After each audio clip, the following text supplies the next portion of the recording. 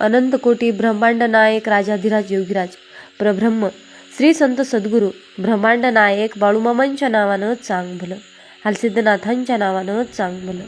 नमस्कार भक्तांनो, आजच्या संदेशामध्ये मी तुम्हाला एक सुंदर अशी गणपतीची कथा सांगणार आहे. ही कथा तुम्ही शेवटपर्यंत नक्की ऐका. भक्तांनो, भगवान शिवाचे पुत्र गणेशाचे लग्न प्रजापती विश्वकर्माच्या रिद्धी आणि सिद्धी नावाच्या 2 मुलीबरोबर झाले. सिद्धीपासून क्षेम आणि रिद्धीपासून लाभ नावाचे मुले झाले. लोकपरंपरेत त्याला शुभलाभ असे म्हणतात. गणेशाचे लग्न देखील अतिशय रोचक परिस्थितीत झाले. त्यांचे लग्न होत नव्हते. या लग्नांची देखील चर्चा सर्व पुराणात मनोरंजक पद्धतीने मिळते. श्री गणेशाच्या विवाह संबंधित मुख्यतः 2 कथा प्रचलित आहेत. यातील एका कथेत तुळशीचे वर्णन आहे. त्यासोबत गणपतीला तुळस का अर्पण केली जात नाही हे देखील सांगितले आहे. पौराणिक कथेनुसार एकदा भगवान गणेश तपश्चर्या करत असताना तेथून जात असलेल्या तुळशीने त्यांना पाहिले आणि ती भगवान गणेशावर मोहित झाली. तिला त्यांच्याशी लग्न करायचे होते, परंतु भगवान गणेशाने ब्रह्मचर्या पाळण्यास सुरुवात केली होती, म्हणून त्यांनी तुळशीशी लग्न करण्यास नकार दिला. आपल्या लग्नाचा प्रस्ताव नाकारल्यामुळे संतप्त झालेल्या तुळशीने गणेशाला शाप दिला की त्याची 2 लग्ने होतील. यावर भगवान गणेशाने तुळशीलाही शाप दिला की तिचा विवाह राक्षसाशी होईल. त्यानंतरही गणेशाला तुळशी अर्पण करणे वर्ज्य मानले गेले आहे. आणखीन एका आख्यायिकेनुसार भगवान गणेशाच्या शरीराच्या रचनेमुळे कोणीही त्यांच्याशी लग्न करू इच्छित नव्हते. यामुळे त्रासून त्यांनी ब्रह्मचर्या पाळण्यास सुरुवात केली. यासोबतच त्यांनी इतर कोणाचेही लग्न होऊ दिले नाही. कोणाचे लग्न असले की त्यात विघ्न निर्माण करायचे. त्यांचे वाहन मूषक यांनीही त्यांना त्यांच्या कामात साथ दिली.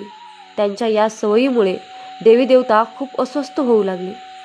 एके दिवशी त्या या समस्येबद्दल ब्रह्माजीकडे गेले. देवी देवतांच्या समस्या ऐकून भगवान ब्रह्मदेवाने आपल्या 2 मानस मुलींना भगवान गणेशाकडे शिक्षणासाठी पाठवले. भगवान गणेशाने ब्रह्मदेवाच्या आज्ञेचे पालन केले आणि त्यांच्या 2 मुलींना शिकवायला सुरुवात केली. दरम्यान कोणत्याही लग्नाची बातमी आली की रिद्धिसिद्धी भगवान गणेश आणि मूषक राजा या दोघांचे लक्ष वळवायची. त्यामुळे हळूहळू लग्ने होऊ लागली. पण ही गोष्ट गणपतीपासून फार काळ लपून राहू शकली नाही. रिद्धिसिद्धीच्या या कार्याची माहिती मिळताच ते प्रचंड संतापले. ते रिद्धिसिद्धीला शाप देणारच होते. तेव्हा ब्रह्माजी तिथे पोचले आणि त्यांनी भगवान गणेशाला रिद्धिसिद्धीशी लग्न करण्याचे सुचवले. ब्रह्माजीच्या सूचनेनुसार भगवान गणेशाने रिद्धिसिद्धीशी विवाह केला आणि अशा प्रकारे त्यांचे 2दा लग्न झाले. भगवान गणेश हे हिंदू धर्मातील प्रथम पूज्य देव मानले जातात. कोणतेही शुभ कार्य करण्यापूर्वी त्यांचे नाव घेतले जाते. त्यांचे नाव घेतल्याशिवाय कोणतेही कार्य सुरळीत पद्धतीने पूर्ण होऊ शकत नाही. या त्यांच्याशी निगडीत 5 लोकप्रिय कथा आहेत. त्यातील पहिली कथा आहे. पुराणानुसार देवी पार्वतीने अपत्य प्राप्तीसाठी पुण्यक नावाचे व्रत केले होते. या उपवासामुळे आई पार्वतीस श्री गणेश पुत्र रूपात प्राप्त झाले. या उपवासासाठी शिवाने इंद्रास पारिजातक वृक्ष देण्यास सांगितले, पण इंद्राने पारिजातक वृक्ष देण्यास नकार दिला. तेव्हा त्यांनी पार्वतीच्या व्रत कैवल्यासाठी पारिजातकाच्या वनांची बांधणी केली. शिव महापुराणानुसार आई पार्वतीला गणेशाला बनवण्याची कल्पना त्यांचा सखी जया आणि विजयाकडून मिळाली. त्यांचा सखींनी पार्वतीला सांगितले की नंदी आणि इतर गण फक्त महादेवाच्या आज्ञेचे पालन करतात, म्हणून आपण देखील एक असा गण तयार करावा जो फक्त तुमच्याच आज्ञेचे पालन करेल. या कल्पनेने प्रभावित होऊन देवी पार्वतीने आपल्या मळीपासून गणेशाची निर्मिती केली. दुसरी कथा अशी आहे. एका कथेनुसार शनीची दृष्टी पडल्यामुळे बाळ गणेशाचं डोकं जळून भस्मसात झाले. यावर दुःखी असलेल्या पार्वतीने ब्रह्माला म्हटले, ज्यांचे डोकं सर्वात पहिले सापडेल त्याला गणेशाच्या डोक्यावर लावून द्या. अशा प्रकारे पहिले डोकं एका हत्तीच्या बाळाचे सापडले. त्यामुळे गणेश गजानन बनले. एका दुसऱ्या आख्यायिकानुसार कथेनुसार गणेशाला दारात बसवून माता पार्वती अंघोळ करण्यास गेल्या. तेवढ्यात शिव आले आणि पार्वतीच्या निवासस्थळी जाऊ लागले. गणेशाने त्यांना जाऊ दिले नाही, त्यांना नकार दिले. तर संतापलेल्या महादेवाने त्यांच्या डोक्यावर वार केला. या गणेशाचा जन्म पार्वतीने चंदनाच्या मिश्रणाने केला होता. जेव्हा पार्वतीने बघितले की त्याचा मुलगा डोकं कापलं गेलं आहे, तर त्या फार संतापल्या. त्यांच्या रागाला शांत करण्यासाठी भगवान शिवाने एका हत्तीच्या बाळाचे डोकं गणेशाच्या डोक्यावर लावून दिल्यावर ते जिवंत झाले. स्कंदन पुराणात तिसरी कथा अशी आहे. एकदा शिवाप्रमाणेच गणेशांनी भगवान परशुरामाला कैलास पर्वतावर जाण्यापासून रोखले. त्यावेळी परशुराम कार्तवीर्या अर्जुनाचे वध करून कैलासावर शिवदर्शनाच्या इच्छेने गेले. असे ते शिवाचे अनन्य भक्त होते. गणेशाने रोखल्यावर ते गणेशाशी युद्ध करू लागले. गणेशाने त्यांना धूळ चाटवली. तेव्हा परशुरामाने शिवाने दिलेल्या परशुचा वापर गणेशावर केला, ज्यामुळे गणेशाचा डावा दात तुटला. तेव्हापासून ते एकदंत म्हणले जातात. चौथी कथा अशी आहे की भगवान विष्णूंचे लग्न देवी लक्ष्मीसह करण्याचे योजले होते. सर्व देवांना आमंत्रण मिळाले होते, पण गणेशाला आमंत्रण दिले नाही. भगवान विष्णूंच्या मिरवणुकीच्या वेळी सर्व देव आपापसात चर्चा करू लागले की गणेश नाही, गणेश नाही. मग सर्वांनी विष्णूंना विचारले, तर त्यांनी म्हटले की आम्ही गणेशाच्या वडिलांना म्हणजेच महादेवांना आमंत्रण दिले आहे. जर गणेशाला वडिलांसोबत यायचे असेल तर ते आले असते. तर काही जण म्हणू लागले की ते जास्त खातात आणि ते आले तरी त्यांना घराच्या संरक्षणासाठी बसवून देण्यात येईल. नंतर ही गोष्ट गणेशाला समजताच त्यांनी आपल्या मूषक सैन्याला पुढे पाठवून वाटेला खालून पोकळ करून दिले. वराड तिथून निघाल्यावर रथांची चाक जमिनीत रुतली. बऱ्याच वेळा प्रयत्न केल्यावर देखील चाक नाहीच झाले. चाक तिथून काही केल्या निघालेच नाहीत. सर्वांनी आपापल्या परीने प्रयत्न केले तरीही निघाले नाही. बऱ्याच जागेतून तुटायला लागले. कोणालाही काहीच सुचत नव्हते की आता काय करावं. तेव्हा नारदजींनी सांगितले की आपण गणेशाचे अवमान करून चांगले केले नाही. जर आपण त्यांना मान देऊन आमंत्रित कराल तरच आपले कार्य सिद्ध होऊ शकेल आणि हे संकट देखील टळेल. मग शंकराने आपल्या सेवक नंदीला पाठवले आणि ते गणेशाला घेऊन आले. गणेशाची आदराने पूजा करताच रथाची चाके निघाली. त्यातील पाचवी कथा अशी आहे की देवी पार्वतीला सर्व देवांनी अमृतापासून तयार केलेले एक दिव्य मोदक दिले. मोदक बघून दोन्ही मुले कार्तिकेय आणि गणेश आईकडे मागू लागले. तेव्हा आईने मोदकाच्या महत्त्वाचे वर्णन करून म्हटले की आपल्या दोघांमधून धर्माच्या दृष्टीने श्रेष्ठ होऊन सर्व तीर्थक्षेत्रांना प्रथम भेट देईल, त्यालाच हे मोदक मिळेल. आईची गोष्ट ऐकून कार्तिकेय तर आपल्या मोरावर बसून एक चांगले मुहूर्त बघून सर्व तीर्थक्षेत्रांना भेट देऊन आले. इथे गणेशाचं वाहन उंदीर असल्यामुळे ते असं करण्यास असमर्थ होते. तेव्हा गणेशाने अत्यंत आदराने आपल्या आईवडिलांच्या भोवती प्रदक्षिणा घालून त्यांच्यासमोर जाऊन उभे राहिले. हे बघून आई पार्वती म्हणाल्या की सर्व तीर्थक्षेत्रात केलेले स्नान, सर्व देवांना केलेला नमस्कार, सर्व यज्ञांची फलप्राप्ती, सर्व प्रकारचे उपास, मंत्र, योग आणि संयमाचे पालन हे सर्व आईवडिलांच्या पूजेच्या 16व्या भागाचे बरोबर देखील असू शकत नाही. म्हणून हे गणेश शेकडो पुत्र आणि शेकडो गणेशांच्या पेक्षा वर आहे. म्हणून हे मोदक मी गणेशाला देत आहे. आईवडिलांच्या भक्तीमुळे प्रत्येक यज्ञात सर्वात आधी गणेशाची पूजा होईल. म्हणून मामा सांगतात, माझ्या बाळा, आपल्यासोबत दुसऱ्यांचंही चांगलं व्हावं अशी मानसिकता ज्यांची असते त्यांना आयुष्यात कधीच आणि कशाचीही कमी पडत नाही, हे कायम लक्षात ठेव. अरे बाळा, अहंकार हा सर्व नात्यांना सुरुंग लावत असतो. सुंदर माणूस चांगल्या विचारांचा असतो असं काही नाही, पण चांगल्या विचारांचा माणूस मात्र नेहमीच सुंदर असतो. हे आयुष्यामध्ये नेहमी लक्षात ठेवा. हिऱ्यामुळे जशी दागिन्यांची किंमत वाढते तशी चांगल्या कर्मामुळे मनुष्याची किंमत नेहमी वाढत असते. म्हणून कर्म चांगले ठेवा. जिभेसारखा खतरनाक अवयव नाही. माणसं भांडतात, युद्ध होतात, नातेवाईक दुरावतात, नको ते खाल्लं जातं, नको ते पिलं जातं. हे सगळं जिभेमुळं होतं. म्हणून जिभेसारखा खतरनाक अवयव कुठलाच नाही. सांगावे त्यालाच जो कुणाला सांगणार नाही. मागावे त्यालाच जो देईल ते स्वखुशीने आवडून घेईल. जे मिळाले आहे नशिबाने आणि नाते जोडावे त्यांच्याशीच जे निभावतील निस्वार्थपणे. मामा सांगतात नातं निभावणं हे फुलाकडून शिकावं. ते गंजून जाईल पण तुटून जाणार नाही. जर तुम्ही बरोबर आहात तर काहीच सिद्ध करण्याचा प्रयत्न करू नका. फक्त शांत राहा. वेळ स्वतःच साक्ष देईल हे कायम लक्षात ठेवा. माणसाने राजहंसासारखं असावं. आपल्याला जे पटेल तेच घ्यावं. नाही ते सहजपणे स्वखुशीने सोडून द्यावं. ज्या स्त्रीला घरातील आर्थिक परिस्थितीची चांगल्या प्रकारे जाण असते तिच्या संसाराला कधीच काहीच आणि कशाचीच कमी पडत नाही. वेळ, विश्वास आणि आदर हे 3 असे पक्षी आहेत जे एकदा एका ठिकाणाहून उडाले की ते परत त्या ठिकाणी कधीच बसत नाहीत. मामा सांगतात सांभाळून ठेवणे ही पण एक कला आहे. ती संपत्ती असो वा नातं असो ते फक्त सांभाळता आलं पाहिजे. ज्यावेळी तुम्हाला बघताच समोरची व्यक्ती नम्रतेने नमस्कार करते त्यावेळी समजून घ्या की जगातील सर्वात मोठी श्रीमंती आपण कमावली आहे. ती फक्त माणुसकीमध्येच आहे हे लक्षात ठेवा. दुःख देऊन आनंद व्यक्त करणे म्हणजे जीवन.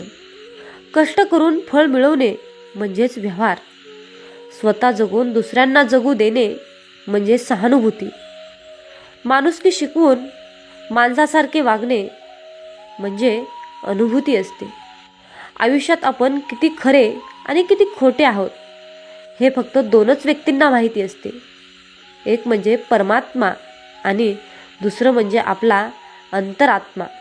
या 2च व्यक्तींना आपल्यातील सत्य परिस्थिती माहीत असते. चांगल्या वेळेपेक्षा चांगली माणसं महत्त्वाची असतात. कारण चांगल्या माणसामुळं चांगली वेळ येऊ शकते. कधीकधी काही गोष्टी कळायला खूप उशीर होतो आणि त्यावेळेस त्या कळूनही काहीच उपयोग होत नाही. म्हणून एक वेळ अपमान सहन करा पण लाचार बनून राहू नका.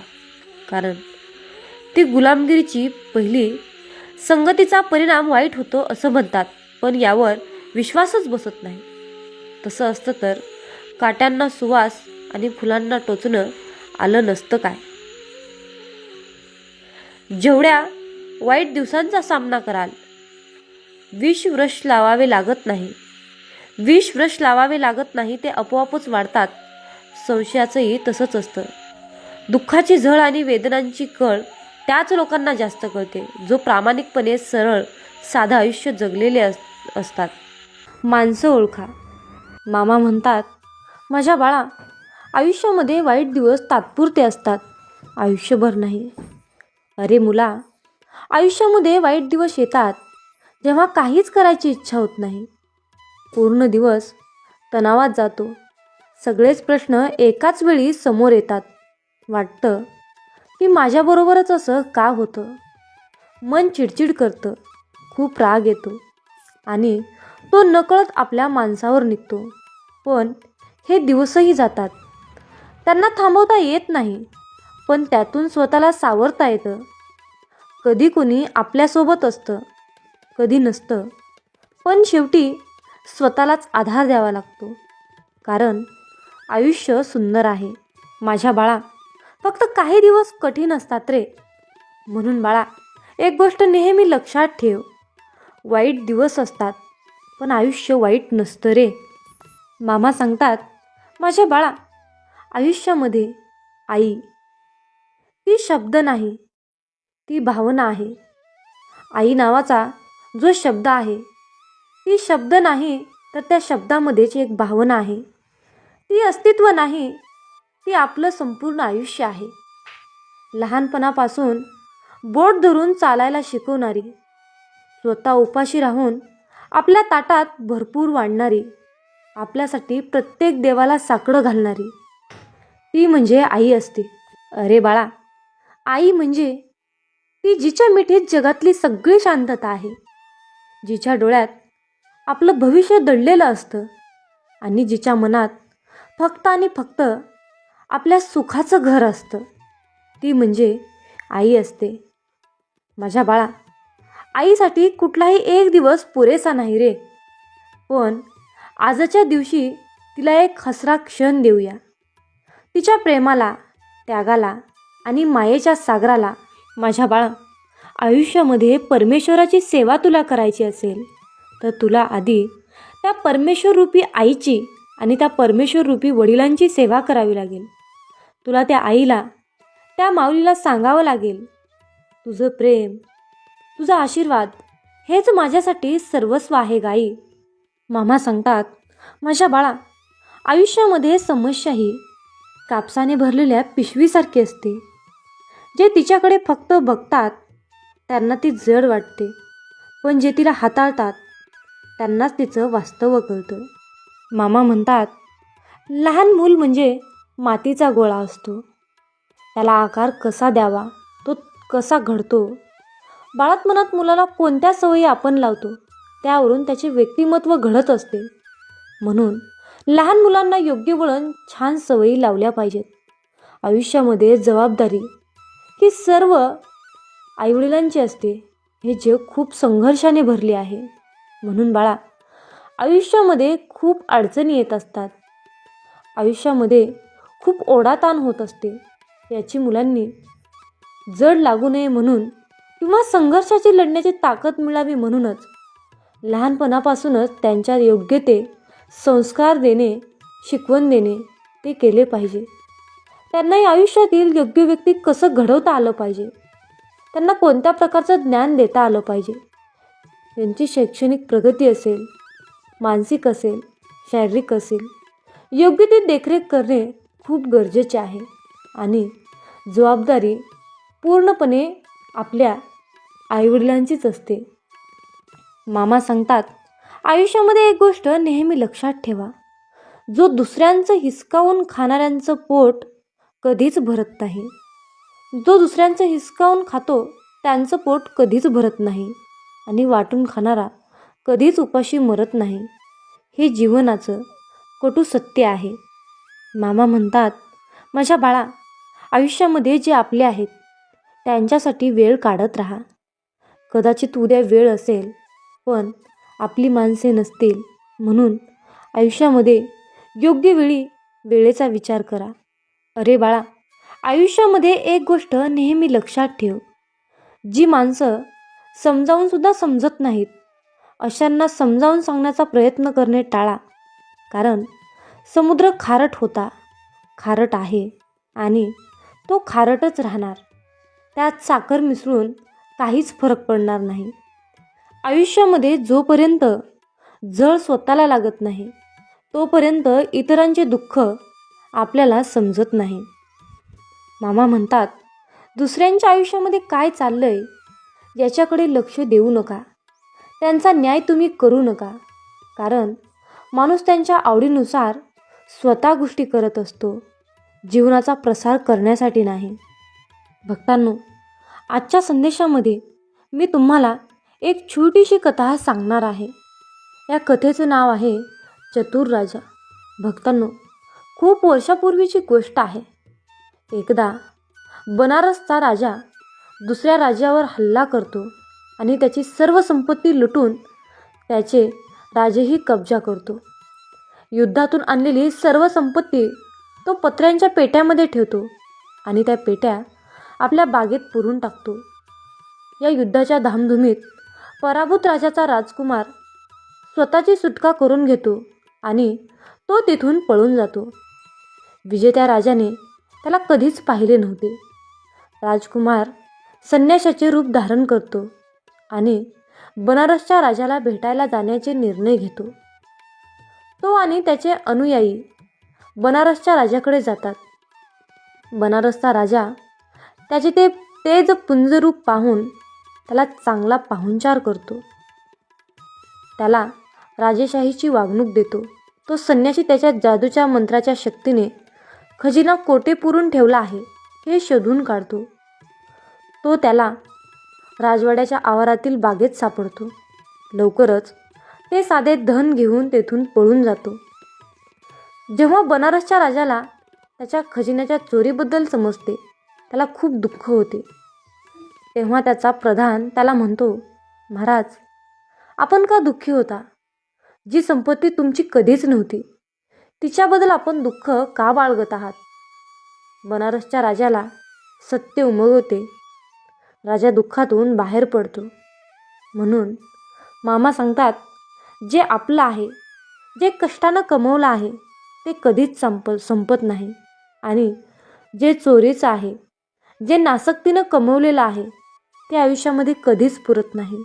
म्हणून बाळा, आयुष्यामध्ये यशस्वी व्हायचं असेल तर तुला प्रगतीच्या मार्गाने वाटचाल करावं लागेल आणि मी दाखवलेल्या मार्गाचा तुला अवलंब करावा लागेल.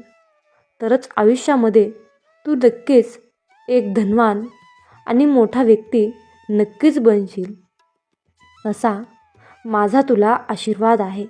घेतलं की आपल्या मर्जीप्रमाणे जगताच येत नाही. त्यामुळे स्वतःसाठी जे योग्य वाटतं तेच केलं पाहिजे. दुसऱ्यांच्या आयुष्याशी तुलना करणं म्हणजे स्वतःला उगाच त्रास देणं. प्रत्येकाचा प्रवास वेगळा असतो. म्हणून आपल्या वाटचालीवर लक्ष द्या आणि शांत राहा. मनाने पुढे जा. राग, चिडचिड ही फक्त मनावरचाच एक शरीरावरचाच भार वाढवते. त्यामुळे माफ करणं आणि सोडून देणं या गोष्टी शिका. निसर्गात वेळ घालवल्याने मन शांत होतं आणि नवनवीन ऊर्जा मिळते. त्यामुळे रोज काही क्षण तरी निसर्गाच्या सान्निध्यात घालवायला हवेत. आयुष्य हे फक्त जबाबदाऱ्या पार पाडण्यासाठी नाही तर त्याचा आनंद घेण्यासाठी आहे. स्वतःसाठी वेळ काढलात की तुम्हाला जगण्याची खरी मजा कळेल. छोट्या छोट्या गोष्टीमध्ये आनंद शोधा, समाधान मानायला शिका आणि स्वतःच्या मनशांतीला महत्त्व द्या. जीवनातील शांतता ही कुठल्या बाह्य गोष्टीवर अवलंबून नसते, ती तुमच्या विचारांवर आणि दृष्टिकोनावर अवलंबून असते. मन शांत ठेवायला शिकाल तर आयुष्य सुंदर वाटेल. म्हणून बाळा, मी तुला दररोज अशाच प्रकारचे सकारात्मक विचार देत असतो. या माझ्या गोष्टींचा तू अवलंब कर आणि तुला आयुष्य बघ कसं सुंदर वाटेल. म्हणतात, अरे बाळा, आयुष्यात जेव्हा माणसाला सुखाचे भोग येतात तेव्हा त्याला काहीच वाटत नाही. परंतु जेव्हा त्याच्या वाट्याला दुःखाचे भोग लागतात तेव्हा मनुष्य म्हणतो की मी ह्या देवाचा भक्त आहे आणि मी या अमक्या देवाचं एवढी भक्ती केली, एवढी सेवा केली, तरीही या देवाने शेवटी माझ्या नशिबाला दुःखच का दिलं? मी इतका सत्कर्मी पुरुष आहे, इतका मी सत्कर्मानेच चालतो, तरीही माझ्या वाट्याला दुःख का आहे? असे म्हणून आपण देवाला दोष देत असतो. पण त्या मनुष्याला एवढंच समजत नाही की हे सर्व काही घडत आहे तो आपल्या कर्माचा भाग आहे. याला देव काय करतील आणि संत काय करतील? भोग हा भोगूनच संपवावा लागतो. शेवटी ते प्रारब्ध आहे. मग तुम्ही म्हणाल की भोग हा भोगूनच संपवावा लागतो, आयुष्यातील दुःख अडचणी हे भोगूनच संपवावे लागतात, तर शेवटी मामांच्या सेवेचं आपल्याला काय फळ मिळणार आहे? हा सर्वांच्या मनामध्ये प्रश्न येणे साहजिकच आहे. चला तर त्या प्रश्नाचे उत्तर आपण आजच्या संदेशातून जाणून घेऊया. मित्रांनो, आपण आपल्या मागच्या जन्मामध्ये जे काही काम केलं आहे, वाईट कर्म केले आहे, जे काही पाप केलं आहे, ते पाप नष्ट करण्यासाठी आपण या जन्मामध्ये केलेली मामांची सेवा ही त्या पापांना नष्ट करत असते. सेवा करून त्या पापाची परतफेड करत असते. ही सेवा त्या पापाचं क्षालन करत असते. आणि या चालू कलियुगातील जीवनामध्ये जे काही आपण वाईट कर्म करतो त्याचे फळ आपल्याला लगेच मिळत असते. मित्रांनो, फक्त प्रश्न आहे वेळेचा. कुणाला लवकर त्या पापाची परतफेड करावी लागते तर कुणाला उशिरा करावी लागते. त्यामुळे एक लक्षात ठेवा की नेहमी चांगले कर्म करा. तुम्हाला उशिरा का होईना त्या सेवेचे फळ हे 100% मिळणारच, हे निश्चित लक्षात असू द्या. आपल्या दुःखाचा आणि परमेश्वराच्या भक्तीचा कसल्याही प्रकारचा संबंध नसतो. त्यामुळे मित्रांनो, देवाला, परमेश्वराला परमपिता परमात्म्याला कसल्याही प्रकारचा दोषी तुम्ही ठरवून ही मोठी चूक करू नका. म्हणून मामा म्हणतात, अरे बाळा, पुण्य जरी दिसत नसलं तरीही त्याची योग्य वेळ आली की त्याच्या फळाची उपभोग आपल्याला नक्कीच घेता येतो. कारण मित्रांनो, कमवलेल्या पैशाचे काम जिथे थांबते ना, तिथूनच केलेल्या पुण्याच्या कर्माची सुरुवात होते. जीवनामध्ये सुख कधीच संपत नाही, ते रोज नवीन नवीन उगवत असते. नव्या सुखाला जागा करून दिली की ते आपल्या आयुष्यामध्ये ऑटोमॅटिक रोजच्या रोज येत असते. काल केलेली मशागत आजच्या कृपेच्या रूपेमध्ये प्राप्त होते. आपण कितीही काहीही नको नको म्हटलं तरीही जर आपले कर्म चांगले असतील तर त्याचे आपल्याला चांगलेच फळ मिळते. जरी तुम्ही मला नको म्हणाल तरीही, आणि जर तुमचे वाईट कर्म असतील तर तुम्ही मला हे नको नको म्हणाल तर तुम्हाला त्या कर्माचे फळ वाईटच मिळत असते. मित्रांनो, चांगले विचार आणि सदृढ आयुष्य म्हणजे ही नियती आहे. जे आपण कराल त्याचेच फळ आपल्याला इथे नियती देत असते. मामा म्हणतात, माणूस कितीही चतुर, कितीही हुशार असला, कितीही सत्कर्माने काम करत असला, कितीही चातुर्यपणाने काम करत असला तरीही शेवटी त्याला नियतीला मांडलेला डाव हा स्वीकारावाच लागतो.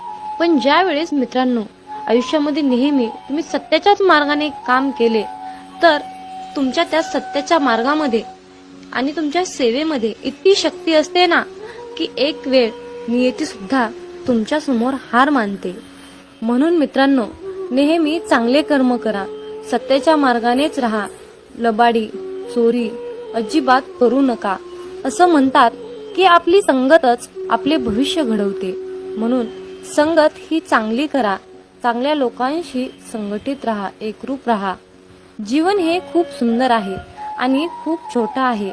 हे जीवन हसत खेळत आनंदाने जगा, कारण उद्या आपल्यासोबत, आपल्या भविष्यामध्ये, आपल्या नशिबामध्ये काय घडणार आहे हे कुणाला सुद्धा माहीत नसते. त्यामुळे आनंदी राहून, समाधानी राहून जीवनाचा खरा आनंद घ्यायला शिका. शेवटी तुम्हाला मामांकडे एकच मागायचं आहे की मामा, वाट चुकलोय, थोडी वाट दाखवाना. वादळात हरलेल्या जहाजाला थोडा काठ दाखवाना. मामा, अंधार खूप आहे, थोडा प्रकाश दाखवाना. मामा, तहान खूप लागली, थोडं नाम घेण्याची शक्ती द्या ना. मामा, मी तुम्हाला मागत राहीन, तुम्ही मला देत राहाल, परंतु आज मला तुम्ही एक शेवटचं वचन द्या ना.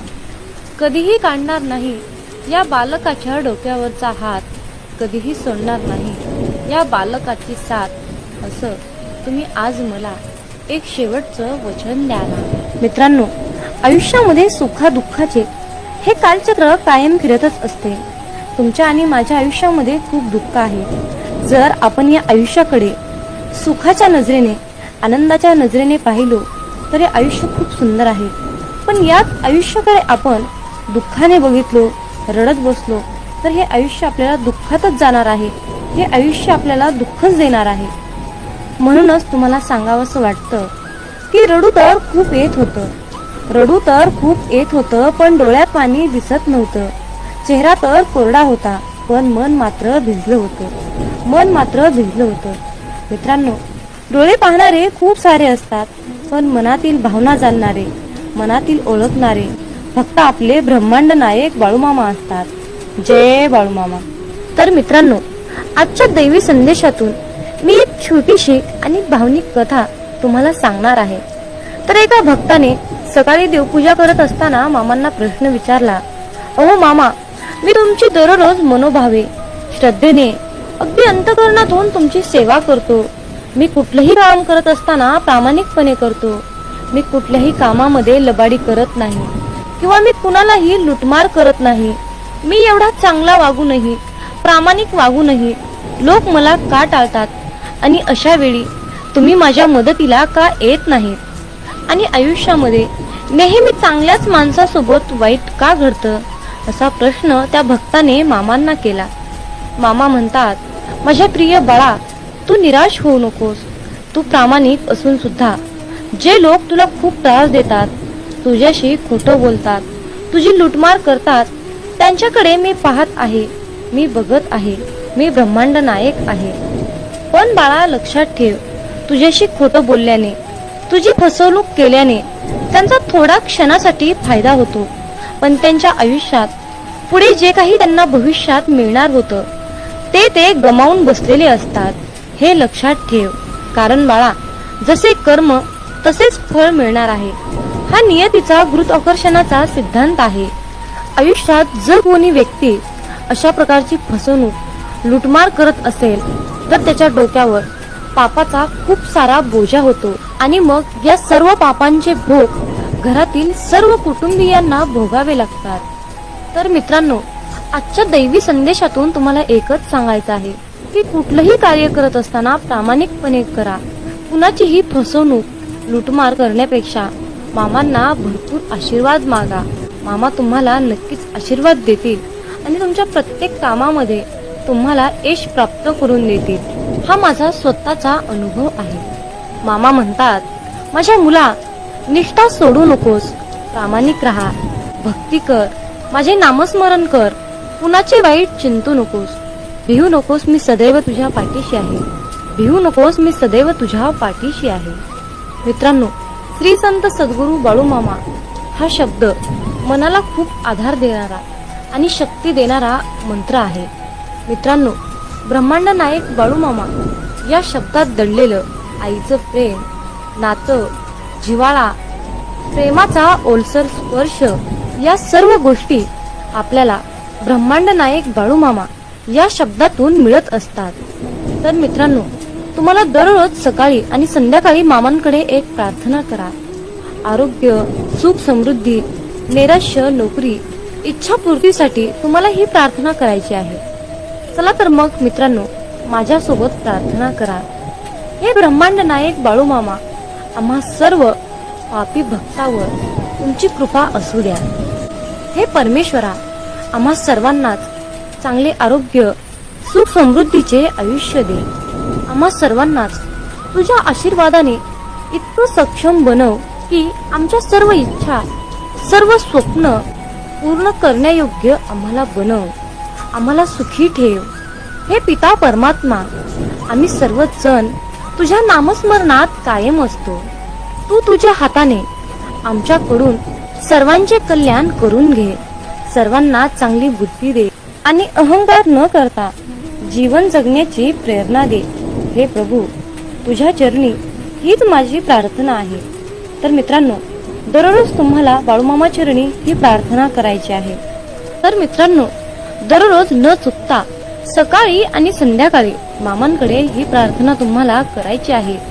ही प्रार्थना म्हणजे सामूहिक प्रार्थना आहे. सामूहिक प्रार्थनेमध्ये खूप शक्ती असते. जर तुम्ही ही प्रार्थना मामांकडे केली तर तुमच्या इच्छा पूर्ण होतील, हे निश्चित आहे.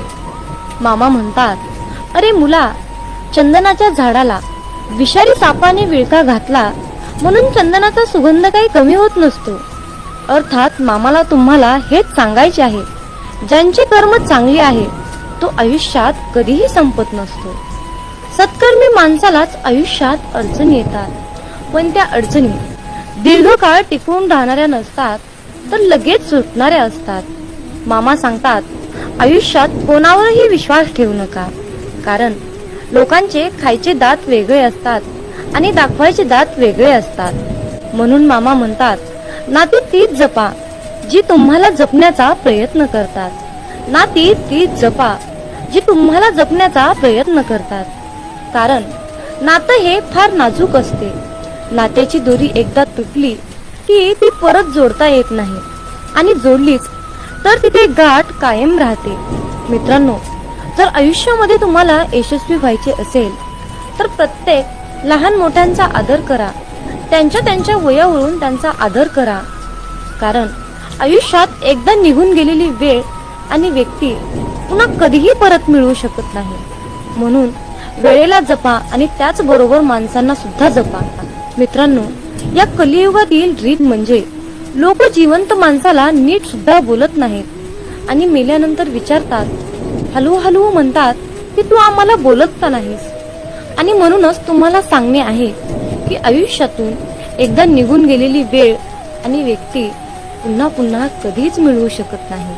म्हणून वेळेचं भान ठेवा, माणुसकी जपा, नात्याला महत्त्व द्या, नाते टिकवण्याचा प्रयत्न करा. यातच खरं आनंद आहे आणि हेच खरं आयुष्याचं खूप मोठं आणि सुंदर सूत्र आहे.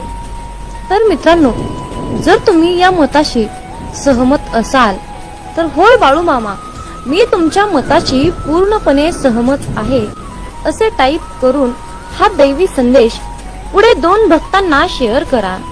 तुमच्या हातून पुण्याचे काम घडून येईल आणि तुम्ही नकळतपणे पुण्याचे भागीदार ठराल.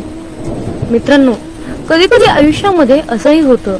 आयुष्यामध्ये इतकं दुःख, यातना, संकट, समस्या इतकं सहन करावं लागतं की खरंच मनामध्ये विचार येतो की यार, खरंच देव आहे का, इथपर्यंत शंका येतात.